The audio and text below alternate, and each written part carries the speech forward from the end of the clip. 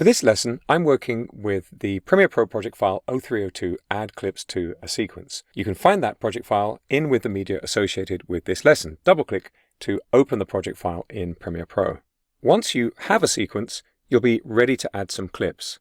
Premiere Pro is a flexible editing system and allows you to work in a number of ways.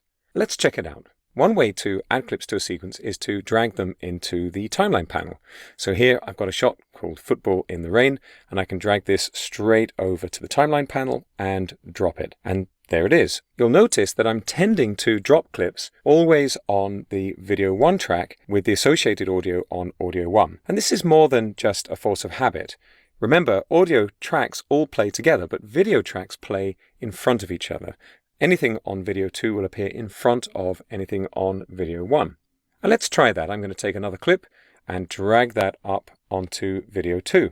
And you'll notice when I do that Premiere Pro automatically puts the audio for this clip on audio 2 as well. So when I release the mouse, we've now got video and audio. Looking at these two audio clips, seems to me there isn't actually any sound in this audio. So it's not going to make too many issues when we play back and the two pieces of audio are mixed. But still, I'll just scrub across the top of the timeline here. Let me resize a little so you can see the thumbnail of that Great Forest clip. And watch when the Great Forest clip begins in the program monitor. You can almost imagine that this blue mark at the top of the playhead is a camera looking down on the timeline, and anything on top appears in front of anything underneath. You can also drag clips straight from the source monitor. So here I'm clicking in the middle of the picture and I'm dragging down to the timeline, and I'll just put this right there, I think, on video 1 and audio 1. Remember that if you have added in and out marks, as I have here in this clip, at the beginning and end, you see we've just lost the ends of the clip, then they're always going to be honored. It doesn't matter if you're bringing in the clip from the project panel down here or up in the source monitor.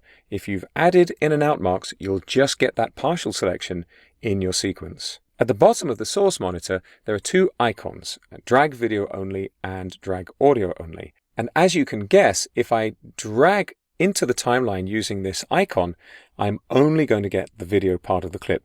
Notice there's no audio there because I used this film strip icon instead of taking the whole thing from the middle of the picture. So that's some fairly intuitive ways that you can add clips to a sequence in Adobe Premiere Pro.